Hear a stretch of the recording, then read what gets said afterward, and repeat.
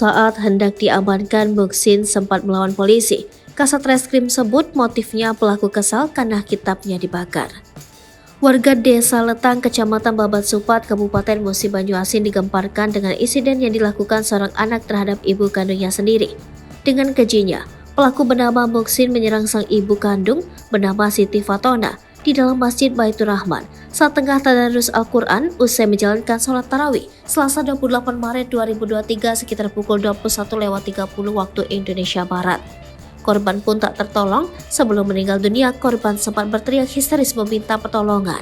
Kapolres Muba AKBP Siswandi SIK melalui Kasat Reskrim AKP Dwi Rio SIK didampingi Kapolsek Babat Supat Ibtu Widya Bakti Dira STRK dan Kasih Humas AKP Susianto SH mengatakan, pada saat hendak diamankan, pelaku tidak merespon panggilan dari petugas dan warga, sehingga warga berinisiatif membuat kayu silang untuk membekuknya.